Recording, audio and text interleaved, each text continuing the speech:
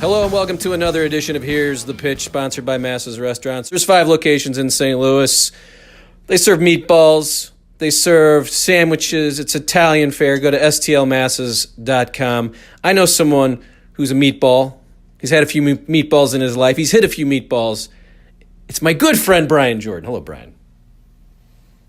Thanks for calling me a meatball there, Brad. Yeah, I've had plenty of meatballs in my life and hit a lot of meatballs out of the ballpark. You did hit a few meatballs out of the ballpark. We're going to talk about all of that. So how are you dealing with quarantine? Let me just ask. I always ask everybody, your hair looks good. You said you got a haircut, so good for you. I'm still a little shaggy myself here, but everything's good for you, huh?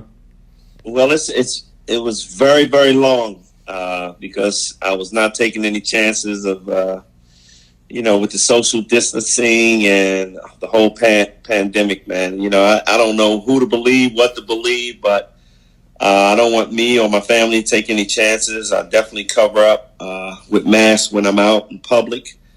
It's been tough. I mean, to be honest, I'm not working at this time with no baseball, no sports. But, I try to look at the positives, being with family and, hanging with the kids and, doing a little baseball and basketball, keeping them in shape. It's been fun. It's been really fun. And, my body it's made a difference in my body, trying to eat right and staying in shape. So, but I need sports bad. What do you want most? I know baseball is where you work and you get paid, so that's probably first and foremost, but what do you miss? You miss an NBA playoffs, a little hockey? I miss the NBA playoffs. I'm a huge LeBron fan, and I was kind of pulling for those Lakers.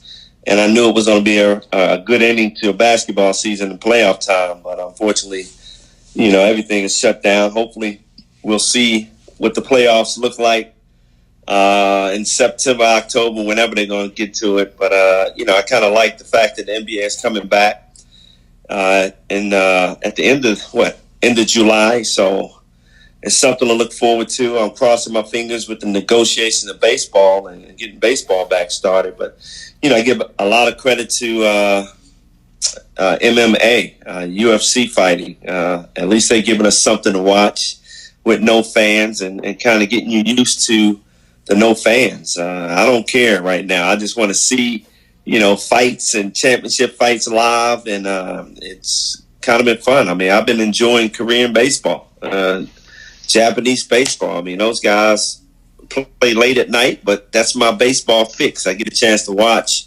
those guys perform with no fans just to kind of get an idea of what it could be here. And, I'm impressed. Those guys are playing. They haven't had any problems that I know of yet. And hopefully we can get to that point here in the States.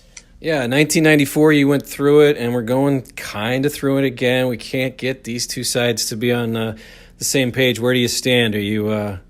you used to be a player. There's obviously there's negotiations, but do you just say, "Come on, guys, get this together"? Let's. You could be the first sport out there right now. You could be the ones showing how to do this correctly.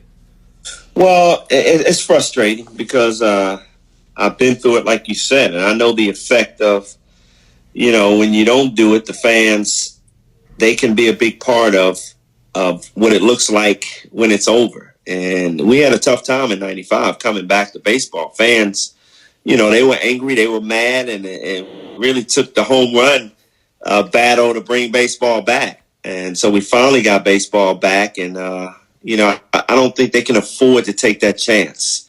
I think they're going to have to figure it out, the owners and the players, some level, even ground, understanding the sacrifices that they all have to make. It kind of reminds me of 9/11 when I was playing with Atlanta and being the first team back in New York City. It was scary, but, it was a sacrifice I was willing to make. And to bring baseball back at that time, especially in New York, where the terrorists hit, just to see the smiles on the fans in New York. It was a tremendous game with Mike Piazza winning the game with that home run.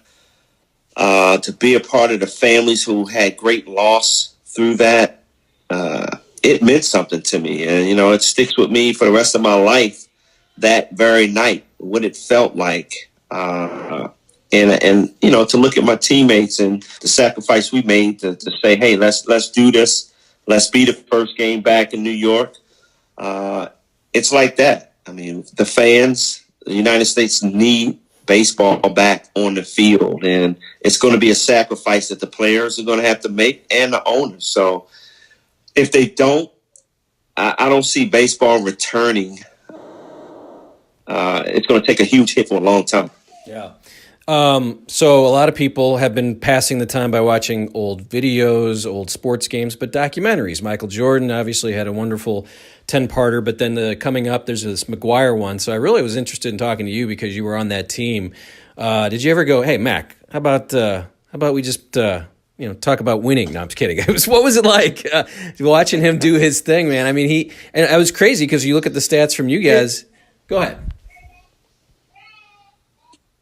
What was it? I kind of lost you at the end, but it was a lot of fun. It was simply because, Mark McGwire is such a good to be a part of history. Who wouldn't want to be? A lot of people ask me, well, was it about trying to win? Well, heck, we were already out of it. We were a young ball club trying to come back. Tony La Russa's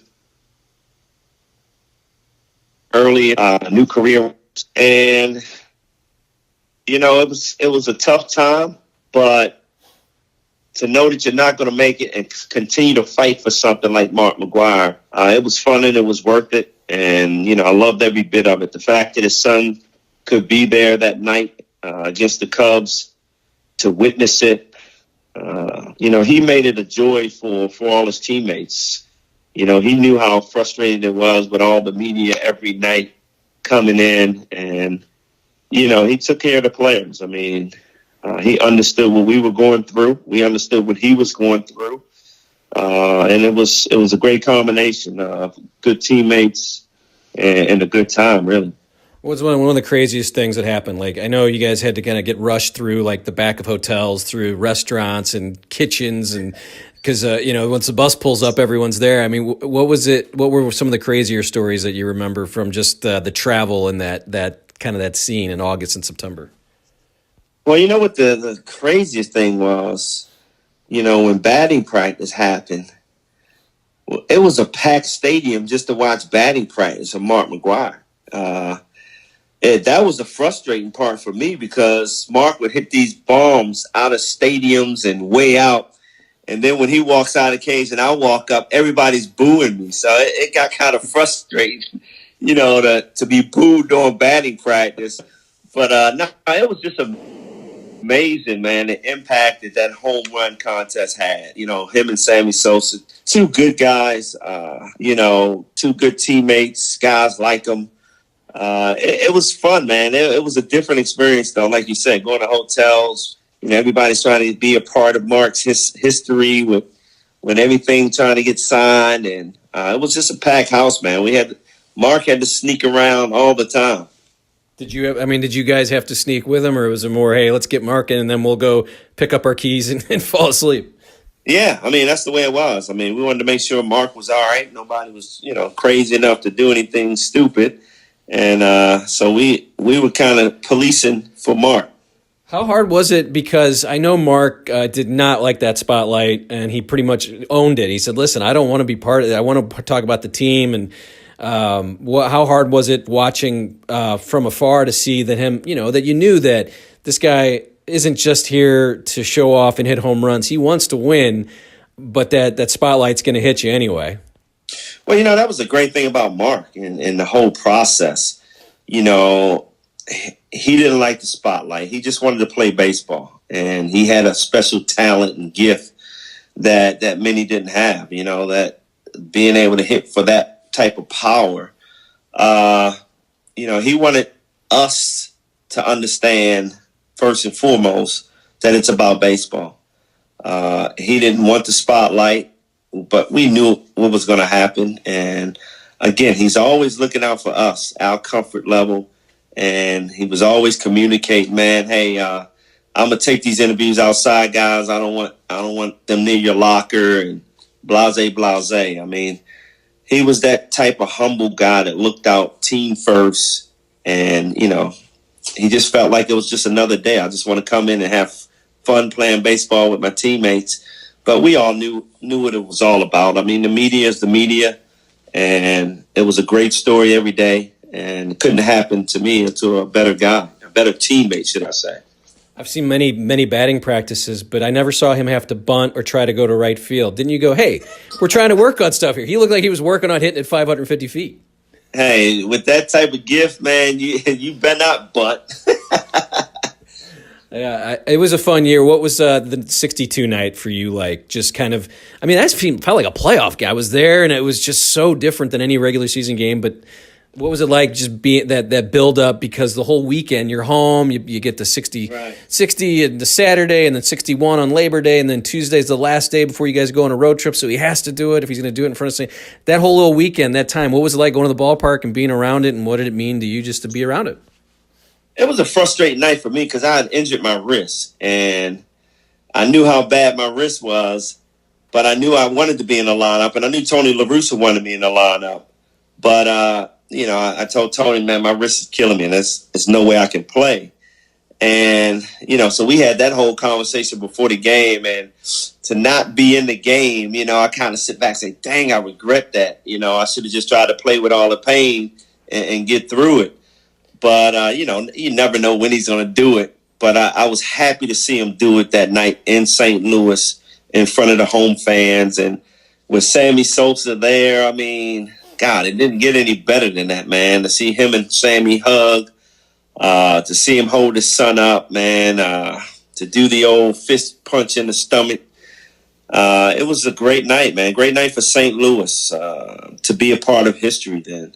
Yeah, and we've been through many fantasy camps together, too. I've played hurt every time. I mean, you could tell, right? That's what it looks like. I know, man. Again, if there's any regrets, man, it's not being in that lineup on that card, man. And I know Tony really wanted me in that lineup and was trying to do everything to get me there. I put it up on a tee for you just to make fun of how terrible I am at baseball, because I would never do that, Brad, man. Come on, you could be the worst baseball player, but I would never throw you under the bus on air. No. Okay. You did give me a game ball, which made me feel special, I guess, would be a bit. Well, you know what? Hey, you've had your good times against me, man, throwing that slow junk up there and getting me out. So you can brag about that all day long. 0 for 2 against you? Come on. I wasn't even going to mention that, but you remember it. Hey, I'm going to give you your props. You got me. You're in my book. If I ever face you again, I'm going to remember that, though. I'm going to make this happen. I've got LaPointe and Costello angry at me. You have a grudge. I know Mabry still does. I don't know if Mabry's coming back since he's got some work to do with Kansas City. But yeah. I love John Mabry, by the way. Let's just have some fun talking about you and him in '96. That was a fun time, right? It was a great time, man. He's one of those special guys that I think grabbed the heart of every teammate. He plays the game the way it's supposed to be played. He's the nicest guy. He comes to give 110% every single day. And, all the veterans loved him, man. We definitely protected him and, protected him to a serious point of we had an incident happen when Tony La Russa was there.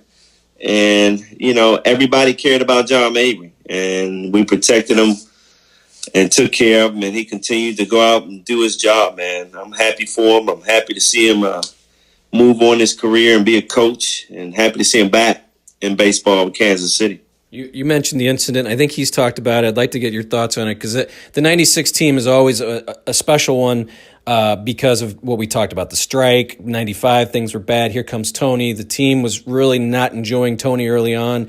And I guess it was John Mabry was laughing with Fred McGriff at first base, and Tony just said, hey, we don't do that here with the hair over the ears and the sunglasses. And you guys kind of had kind of a moment to just say, Tony, let's right? I mean, it's kind of like let's back off a little bit here. We're a good team, and you kind of just got to let us play a little bit. It was a little early in the season, I remember. Yeah, I mean, it was a time where Tony came in, and the one thing that Tony, and if you know Tony, he's going to establish his ground. And, at the beginning of the season, it all started when Ozzie Smith wasn't the opening day shortstop. I think he grabbed the attention of the clubhouse and the fans and everybody else that it's going to be my way or the highway. And, the players, we kind of resented that at first. He had his special way of managing. I always say Tony La Russa was analytics before they were analytics. And a lot of guys like myself who were just athletes wanting to get on base, run, and make things happen, he had a different style. He controlled every aspect of the game.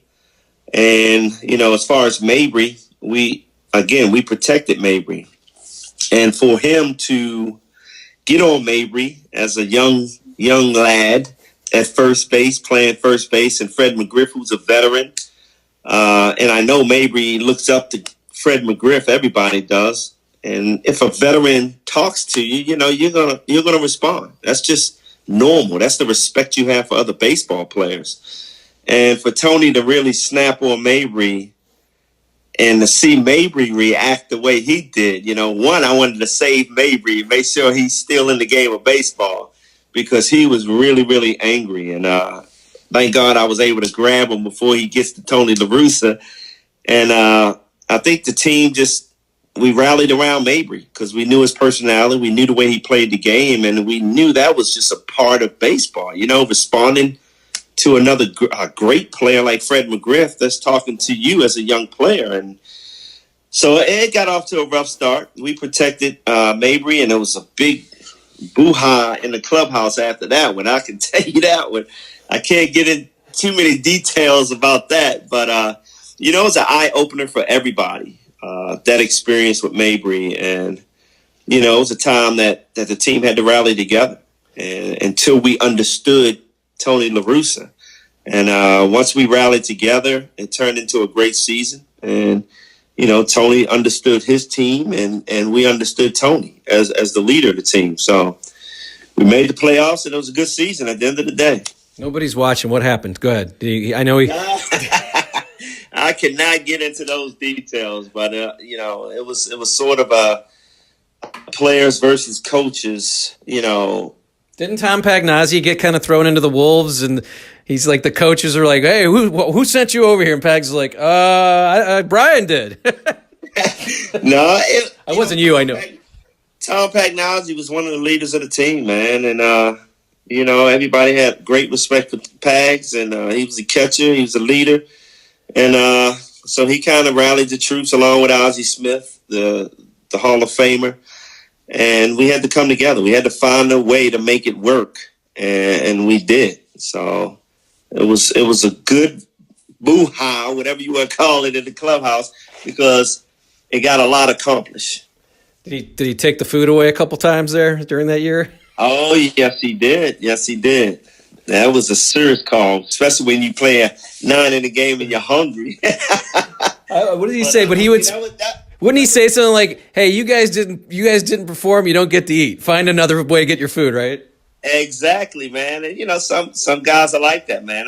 Sometimes you need a wake up call like that. And again, it was a wake up call that kind of brought us together. I'm just so amazed by Tony, because he is one of these guys like Bill Belichick, and there's players probably can't stand him, but in the end they walk away going, this guy knows what he's doing. He knows how to, and it seems like outside of Ozzie, there's a lot of guys, and Ozzie has his reasons, but there's a lot of guys who come away Mabry came back in 2004, Ray Langford came back in 2004. Not that Ray had any issues, but like you have these moments where you can't stand the guy, but you leave your career and you're like, Jim Edmonds talks about him being a father. All these guys come through. I could see why you could probably not stand him, but at the end, you all kind of understood him, right? Oh, yeah. At the end of the day, man, you compared him right to like a Belichick, man. He has his system in place, and he can just add pieces to the puzzle and get the best out of them. And I give him a lot of credit for that.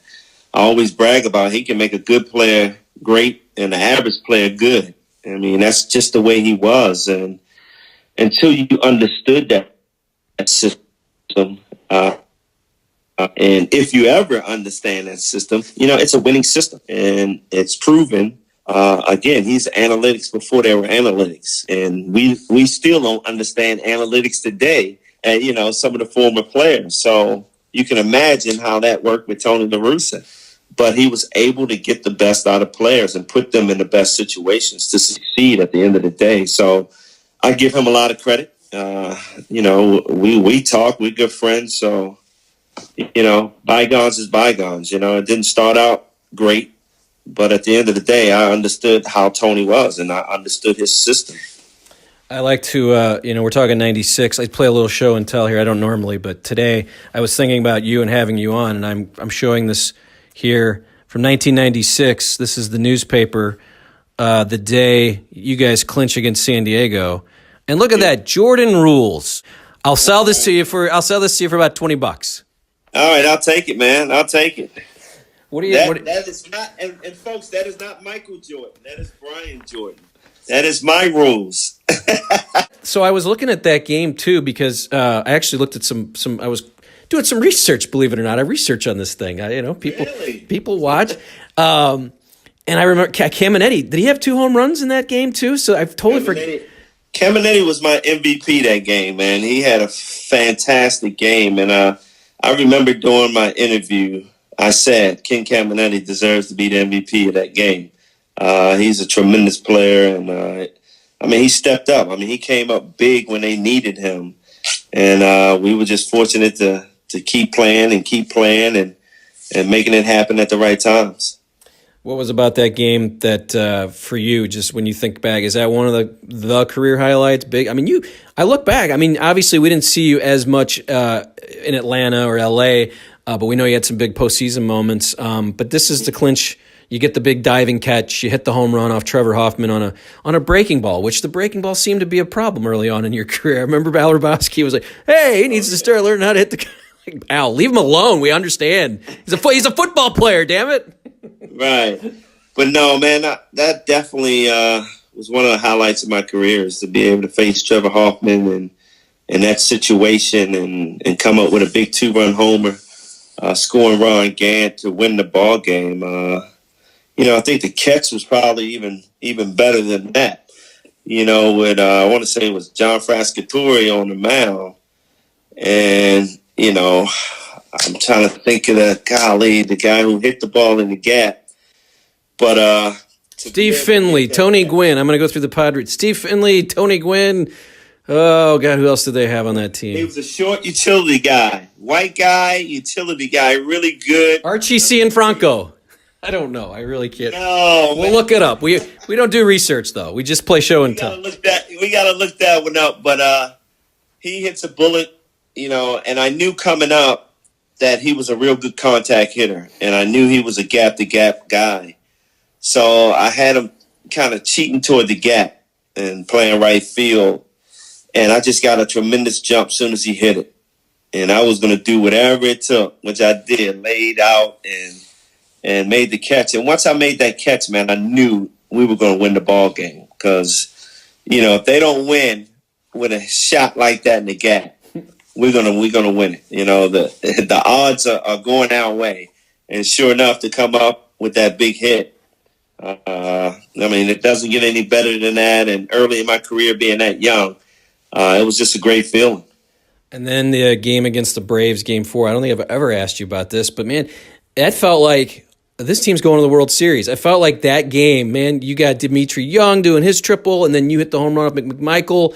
Gives the Cardinals the lead in the 8th. You guys win. Eck points at the dugout. Everyone has told me that was it. The Braves said, you can't point at our dugout. Hey, when I went to Atlanta, that was the first thing I asked Bobby Cox. I said, when Eck pointed to you guys, was that the thing that woke you guys up? He said, exactly the thing that woke us up. John Smoltz called a meeting right after that.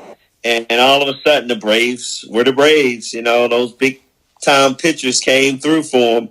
And, with us, it was awesome. We were that close. But to have our young gun going in Game 7, that's a tough pill to swallow. Donovan Osborne, to put that type of pressure on him, it's hard to do. And, that close, man. I tell you, it was that close. And I really felt like we had a great chance against the Yankees. So I know a lot of people who watch or listen to these. If there is a lot, I think there is, but they're mostly Cardinal fans. But I watched a documentary on the Dirty Birds, and I remember being a kid watching this team going, who the hell are these guys? I mean, you guys were definitely, you were dancing. It was right off the Ickey Shuffle, so you had kind of that, the Bengals were doing the Ickey Shuffle, but you guys took it to a new level. How much, and it's sort of, you were close, but didn't have the quarterback, but how much fun was that to kind of see Atlanta perk up for football, because they'd never really had anything happening, and you had Andre Rison and Dion and you and being a part of that group. I mean, that it just seemed like what a fun time for a young guy like yourself, and you had Dion, kind of these names, these boisterous guys. It was a great time, and when I came to the Falcons, they were awful. Marion Campbell, it was his last season, and I saw why they were at the bottom of the barrel when I first came over. They drafted Dion as their first pick, and to me, when I came over, it was Dion and everybody else, because Dion was head and shoulders better than anybody on that field, and he brought an attitude in practice every day that to me instilled winning in everybody. He made everybody better. And to be his teammate, I learned a lot from him. He motivated me every single day. I motivated him every single day. The fact that we were doing both, it was great conversation. And Jerry Glanville came in, which really turned the tables for us, to bring a boisterous leader like Glanville. He will embarrass you if you don't do what you're supposed to do. And guys like myself and Dion, we love playing under that type of pressure, And, all of a sudden he started bringing Andre Rison in and adding pieces to the puzzle, Tim McKyer. We turned into a really good team. And it all started in practice, man. We used to battle in practice. And, we beat New Orleans in the first round of playoffs. And we were that close in 91. Getting to the Super Bowl. I mean, we lost to the Redskins in a tough battle, which they went on to win the Super Bowl. So, and then that next year, that was when the Cardinals bought me out. I was not ready to actually give up football, but the fact that Glanville and the Falcons dragged their feet on re-signing me, the Cardinals came and made me a great offer, and I wanted to dedicate a full season to the Cardinals and see how it feels. I used to think baseball players were wimpy, because, football, the brute strength and all the pain that I used to go through. And then to play a 162-game season, I had a new respect for baseball players, man. I had nothing but respect. The fact that they could bounce back day in and day out and keep playing through injuries and everything else. So I learned a lot in that first year. But I'm glad I made the right choice. I get the chance to talk about some stories. I traveled for, I think, 3 years with the baseball team, the Cardinals, in 06 and 07 and 08, and I couldn't handle it, just the travel. And I know all the fans are like, oh, but you're in a Ritz-Carlton and you're in the bus take, you're getting in at 4 a.m. I always remember seeing Albert Pujols and being amazed, because the game is hard enough, but all of this other stuff, and you still have to go through customs. You still have to go through the airport. You still have to carry your bags through up to the plane.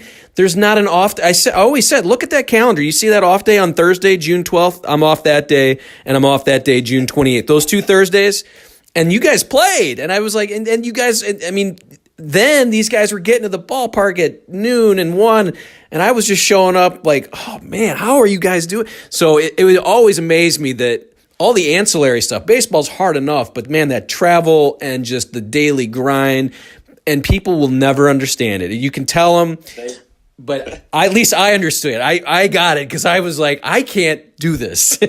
I went out a couple times with Isringhausen for drinks, and that took me out of a whole road trip. Like, I was done for the whole. I didn't think I was going to wake up, but no, I mean, yeah, it's not easy, man, and again, the fans look at that we're playing a game that we love, and everything is dandy. But like I tell everybody, if I could have worked a 9-to-5 job and make a lot of money like baseball players, I would have worked a 9-to-5 job, and because it does take a toll on you. Not just all the travel and all, but being away from your family. That was more important. You have young kids, and you're away 81 days a year.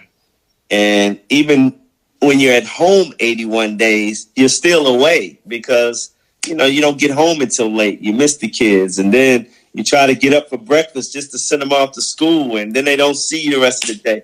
I mean, it's really tough to be a family man and a baseball player at the same time. Couple more questions for you. We were talking about the Falcons. Hammer comes along, does Too Legit to Quit, has many of the Falcons. How was your experience with MC Hammer? Did you get a chance to know him at all? And he seems just like the normalest guy. He was a bat boy for the A's back in the day. So it just seemed like he was so excited just to be, you know, doing what he's doing. Well, the fact that Dion got into music and, you know, Glanville was all about. Let me stop you there. What do you think of Dion's song? Must be the money. Right? That's him, Very right? true. Good thing he had good backup singers, right? Exactly. But I mean, you know, Dion was a go-getter, man, and he marketed himself well. He's the best marketing guy I've ever known. And to get out there and make that record, Must Be the Money, just added to his prestige and his fame. I mean, the guy was talented. I loved him. You know, the thing that people don't know about Dion is he signs autographs for every kid, and he doesn't drink. He doesn't use foul language. That's the part that people don't see, man. That's what I loved about him. And he's always trying to give back to the young athletes and young adults, man. But he was a great teammate, man. He made everybody around him better. Love the guy, man. What was it? Yeah. So how were your discussions back then? Because he was playing baseball, and that was the big 30 for 30 that just came out, where they were showing him going back and forth between playoff games. What were your discussions about trying to do both? Because it's, I mean, there again, I'm always honored to talk to you seriously, because there's Bo Jackson, there's you, there's Dion. And I can't really think of the next 4 or 5 guys that have that where you did both. I mean, the two big sports. So what was it like just kind of getting and picking his brain and him telling you kind of, you know, what to look? Or was he a reason why you wanted to do both? Well, I mean, for Dion, it was a lot different. He was always under the spotlight, even at Florida State. So he had a lot going on going into the pros. Everybody knew Deion Sanders. And you know, Dion, we would always talk about trying to continue to do both sports and take advantage of our opportunities. But again, you know, me going to University of Richmond was a lot different than coming through Florida State and into the pros. But, I mean, he hated the fact that I gave up football when I did and stuck with baseball. We just had too much fun together, and he felt like I had too much football left in me to walk away at that time. So we kind of talked about that. And, for him, again, you know, it was a marketing tool. He loved football a lot better than baseball, where I was caught in between. I love football a lot better, but not as much as him. You know, I wasn't that. I mean, this guy was the greatest cornerback I've ever seen. And, you know, he was easily, to me, going to be in the Hall of Fame. I mean, that's how good he was. He would shut down the whole side of a field. I would look at him and say, that's your side. I got to help these guys over here. And, I mean, we had that, you know, that combination, that relationship, man. And like I said, I learned so much from him. And, you know, that's why he's a Hall of Famer, man. And he still talks a lot of trash, and he backs it up. I was going to say, couldn't you just go back to him with the reason you played baseball and just say, must be the money? You're right.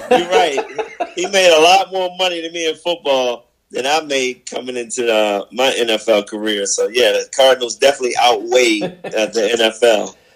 All right, so the last thing I usually do with these, I like to open up baseball cards and get your thoughts on some of the just random pack. Haven't opened them. You want to play? You'll play this, right? This will take 10 seconds. Actually, I want to show you So Matt Holliday did this. Who else has done it? The boys from Fantasy Camp, but I have a Dion card here. Maybe, yeah. So I have this was the last time we did, and we got Dion looking smooth, right? Yeah. That's Deion Sand. I'm showing it to the other camera. Probably. So I got that year, 91. So we might get some of your teammates in here, all right? 91 Stadium Club, Tops. Uh-huh. You can just comment, or I'll comment, and then we'll say goodnight. By the way, as I open this, you're doing Facebook stuff, and I see. Is this true? Really, Hank Aaron? You're gonna talk? You're gonna talk to me and then Hank Aaron? What is wrong with right, what is? man. Tell me about. Yeah, tell me what you're. Tonight, Facebook Live. I was gonna say, Jordan and Cameron Hank. How does will be having conversation? Do you have his number? Like, is that you? Oh yeah, man, we good friends, man. I talk to him often. Him and his wife Billy. So yeah, he's doing good. He's working out up at the stadium, getting some rehab, trying to stay in shape, man. So no, we talk once, probably at least twice a month. Really? On the phone? You guys have actual conversations like that? Yeah. Oh. I mean, he's like, when I see, it's him, Willie Mays, Stan Musial. I've gotten to see Hank and Stan. I don't think, I met Willie. I got Willie Mays' autograph, so I've met them all. That was when I was 10, though, so it didn't count. But I remember Hank Aaron coming into the All-Star game in 2009 in St. Louis, and I stopped. Like, I was like, man, that's Hank Aaron. Like, I have that much respect for him. So tell him I said hello. Yeah. What do you do on your... He'll remember you from 2009. He was walking in with Bud Selig, and I was like, Bud, get out of the way. I want a picture of Hank Aaron. You clown. I can't open these. I'm having issues. This is because I didn't work out as much as you did today. But what are you doing on your Facebook? Is this for everyone to see? And tell me, I've seen that you're with Chris Hammond, and do you have tell people Hammond and Left Weston, who used to be in a Braves organization. We have a Live Pure product, which is an all natural product that we teamed up on, which I love. My immune system, I use the immune to cleanse my body. And, now that I'm over 50, I really work on cleaning my body out of all the crazy stuff I took, coming up. And this Pure product was started by Phil Knight. And one of the two other owners, one that owns VegasKnights.com or something like that, but it's three powerful founders of this health and wellness Pure product, man. And it's really worked great for me over the last 3 months. I'm in the best shape ever, man. I can't wait till fantasy camp come around. Now, I hope you're pitching against me because it's going to go way out. I haven't left the house since March 10th, so I think I'm coming down. I think I have to be there, and yes, I'll try to put on my jersey and see if it fits. So we'll be on with Hank tonight, and we'll also be on with part owner of the Yankees, and that is Cagle. Last name's Cagle. Killing me right now. Tom Cable, it sounds like, maybe. Am I right? No, maybe not. No, man. Oh my gosh. Crown Cable, that's where I used to do nothing. I'm telling jokes to myself. Crown Cable, it was the former cable company I used to work. Grant Cagle. I'm sorry, his name is Grant Cagle. He's part owner of the Yankees. So we'll have him on right after Hank, man. Just talking about baseball, what's going on. I know he's not going to give us too much, being that he's an owner and they're negotiating with the PA right now. So we'll see what I can pull out of him. I'll be watching. I want to see what you have in store with Hank Aaron. Now, not Hank Aaron is Daryl Ackerfelds. You remember him? No. Daryl Ackerfeld. He was a pitcher, not much there, but we'll move on. This guy right here is he is a former, well, now he's a manager. Got your thumb on the thing there, Brian. I don't know if you know that. Oh man, sorry. Dave Martinez. Yeah, we got the Nats manager. My former teammate with the Braves. Good guy. Move on. Actually, I have a story about it. I'll tell that one later. But one day, as kids, we were giving him so much trouble in the bleachers. He turned around and did an obscene gesture towards us. Dave Martinez did. I'll never forget it. Oh, great for him, man. It was not a finger either. That's why I like it. If you could have just turned around and done that, but there was more to it. And I'll just let people have their imagination. One of my all-time favorites. Used to live in St. Louis. That's Darryl Strawberry right there, the Dodger uniform. Oh, man. Did you get to know him at all? Yes, good guy, man. Glad to see him change his life around, and now he's preaching. So good to see that. Yeah, he met his wife at a church here in St. Louis. So that was we're proud of that. Look, I don't know who Carl Nichols is, but this is quite the baseball card. Look at that. what's going on there? Hey, Carl Nichols, that's Ray Langford's uncle. Is that right? Yeah. Let's see if that says here. Well, I don't know Carl, but I wasn't sure who Carl is, if he's the guy, if that's Bagwell next to him there, or Carl's the catcher. But there's two people on his card. I'd be mad if I was Carl, and we'll tell Ray that he wasn't the catcher. He's the other guy. Oh, he's not even in the picture there. It's the catcher. I hope I find a Brian Jordan here. Luis Aguilar. This is a bad pack. We got Darryl Strawberry and kind of going a little. Okay, Steve Howe, a former Yankee. Steve Howe, yeah. Remember him? He had 5 or 6 different chances. He was kind of a tough guy to hit back in the day. Chris James, boy, Brian, I'm sorry. This is not going as well as I was hoping. I was hoping I could find a. Yeah, Chris James of the Giants. I remember him. This is the second time. I hate to bring us down, but this is the second card we've had of the guy who was on a boat and had an issue, Steve Olin. We'll move on from that because that's not real fun to talk about. Don Slott, man, this is a catcher pack, or I don't know. Don Slott, there, huh? Did you? Yeah, these are all old guys. Mickey Tettleton. Oh, okay, got a good one here next. There's Mickey Tettleton. Okay, or he played with the Orioles one year. Yeah, and he was hitting the ball. All right, here's a good one. Teammate. U-City Zone, Bernard Gilkey. Bernard Gilkey. Tell me a Bernard Gilkey story, Brian, if you can.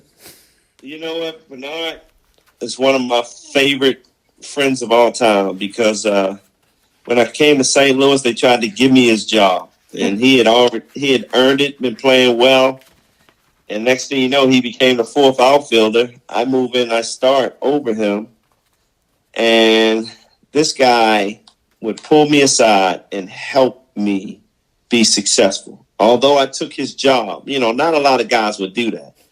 And that's when I knew he was a true friend. And he helped me through the tough times. I eventually ended up getting sent back down to AAA, taking his job because of the curveball, like you said, Brad. But that's what I'm throwing you. You're 0 for 2 in my book. That's what I got. That nasty 12-6, Uncle Charlie. But I learned to hit that one, so believe me, I will be ready for it. But no, he really pulled me aside, helped me tremendously, man, and became one of my best friends in baseball. Yeah, and he got traded and then had a really good year at the Mets. And with the Mets, man, yeah, he took off. The last one I have here is Hall of Famer, so that's a good way to end it. Roberto Alomar is with the Toronto Blue Jays. Great career up until he spit on the umpire, man. Can't do that. Nobody ever forgets that. I want to show you the last thing I have is this 1997 thing. I've never opened them up. They were free cards, but let's just see what Brian Jordan looked like. You got Fred Bird. Okay, Fred Bird's there. So let's see what you had going on. Here's Tony with the sunglasses. So show that. He's got the fungo too. Did you ever get hit by the fungo? Did he ever knock you in the? He'd always tell us, "Oh, I'll hit you with the fungo if you keep it up back there." Really? Yeah. No, never got hit with the fungo. Delino, these are all in alphabetical order. Looks like Eck, Fossis, Gaetti. I don't know. Where's Jordan? H.I.J., right? Danny Jackson. Yep. I don't remember him being on. Should be after that. Look at that handsome fella. There he is. What's he doing there? He's got the. That was about 5% body fat, man. Where you at now? I'm about at 18 now. Yeah, I'm about. Can you get to 40 or 45? I think I'm right around there. Oh yes, you can.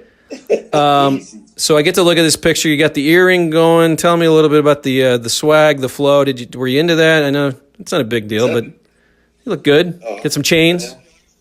Yeah, I had a couple chains, the NFL chain on representing, and I had that little earring in back in the day. That was in.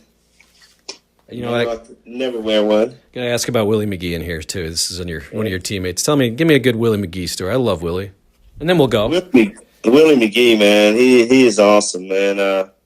I remember I did something stupid hitting wise, and he just came up, young blood. He called me young blood. Come in, and I mean, he would just talk to me straight up, get on my case. Him and Ozzie, man, they were hard nosed on me, but they knew they had to be, and they brought the best out of me, man. And they were great mentors in my career.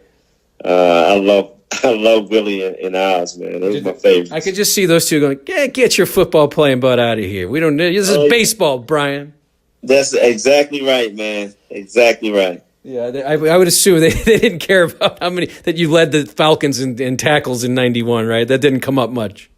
Did not matter at all, man. Did not matter. It was about learning the game of baseball, and I had to learn on the fly. I didn't play a lot of minor league baseball.